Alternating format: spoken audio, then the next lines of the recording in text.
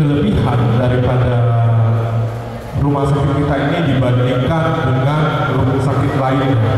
Nah, kalau kita di Indonesia, kita ini misalnya sakit nih, misalnya cancer, kita pergi ke rumah sakit.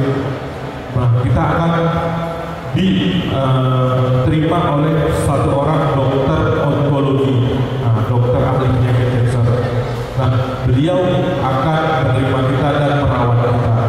Nah, kalau rumah sakit di Indonesia dan saya perhatikan di Malaysia juga sama ya, dokter ini akan merawat kita secara umum. Kemudian jika di tubuh pasien ini ditemukan suatu penyakit lain, misalnya ada diabetesnya atau ada sakit ininya atau ada sakit ginjalnya dan sebagainya, maka dokter onkologi tersebut akan melakukan konsul. Dia akan konsul ke penyakit dalam, dia akan konsul ke penyakit ginjal, dia akan konsul ke dokter spesialis jantung, sehingga satu pasien itu akan dirawat dan dikunjungi oleh beberapa dokter. Dikunjungi dokter onkologi, dikunjungi oleh dokter penyakit dalam, dikunjungi oleh dokter penyakit ginjal, dikunjungi oleh dokter penyakit jantung. Satu pasien harus menghadapi 4 atau sampai 5 dokter dan memakan obat dari 4 sampai 5 dokter tersebut. Bayangkan berapa banyak obat yang harus dimakan oleh pasien tersebut. Dan semua itu, dokter itu kadang-kadang memberikan suatu penilaian yang berbeda-beda terhadap keadaan pasien. Nah, kalau di Tiongkok, di Rumah Sakit Modern Cancer Hospital, itu sistemnya sedikit berbeda. Pasien kanker yang masuk akan diterima oleh satu dokter penanggung jawab. Nah, dokter penanggung jawabnya itu akan melakukan screening awal terhadap keadaan si pasien. Setelah screening awal dilakukan, dokter ini akan membawa hasil pemeriksaan screening awal ini ke yang namanya tim ahli MDT. Dokter penanggung jawab ini akan berdiskusi dengan tim MDT. Dokternya nih yang berdiskusi dengan tim MDT. Tim MDT ini terdiri dari dokter-dokter yang ahli di berbagai bidang onkologi. Ada yang ahli di intervensi, ada yang ahli di pembekuan, ada yang ahli di imunologi, ada ahli penyakit, ada ahli penyakit dalam, ada anestesi, dan ada ahli pengobatan China. Nah, sehingga dokter-dokter inilah nanti yang akan berdiskusi apa metode pengobatan yang terbaik untuk mengobati si pasien. Setelah mereka selesai berdiskusi, sudah diputuskan metode apa yang terbaik, maka dokter penanggung jawablah yang akan menyampaikan kepada pasien.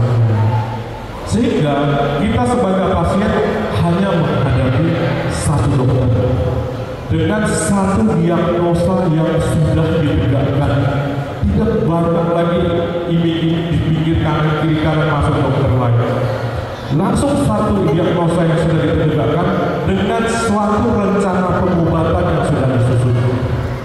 Tinggal meminta persetujuan daripada pasien bagaimana tindakannya, sehingga pasien hanya mendapatkan satu diagnosa yang tepat dengan satu siklus pengobatan yang sudah direncanakan dengan baik.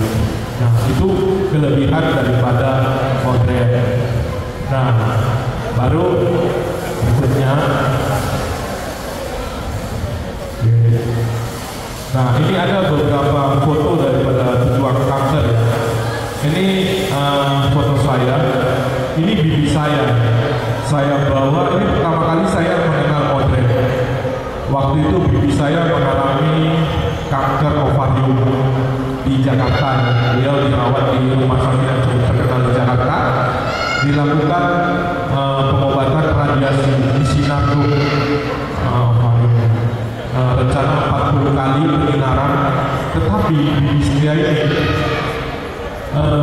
begitu menjalani 20 kali pengobatan penyinaran, beliau itu nggak bisa BAB. Jadi perutnya terus membesar, nggak bisa BAB. Kenapa? Apa yang terjadi?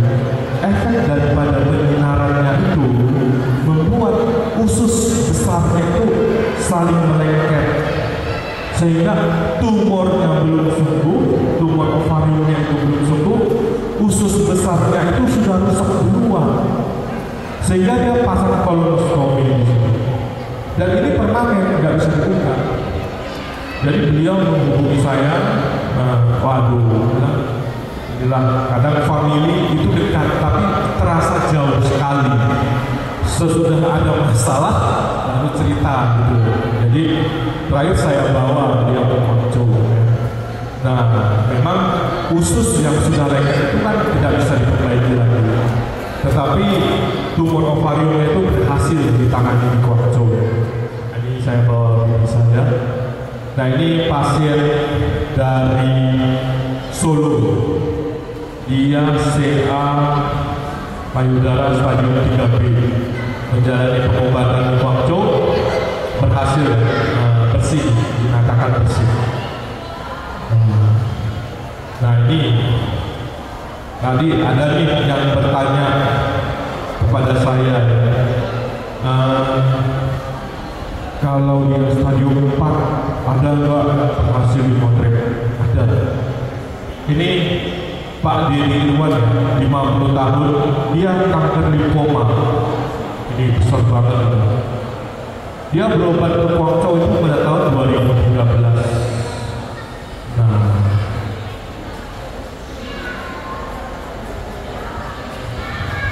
pada tahun 2018 beliau itu masih sehat, tidak ada kekambuhan, Pak. Dan tahun 2023, 10 tahun setelah Bapak itu dinyatakan bersih di motret, tidak ada kekambuhan. Nah, beliau inilah yang bisa dikategorikan sebagai orang yang sudah sembuh dari kankernya. Kenapa? Tidak ada kekambuhan selama 10 tahun. Begitu 10 tahun tidak ada kekambuhan, kemungkinannya sangat kecil untuk bisa tumbuh lagi. Setelah 10 tahun tidak kambuh. Nah, ini ada Pak Purba, kanker nasofaring, berobat ke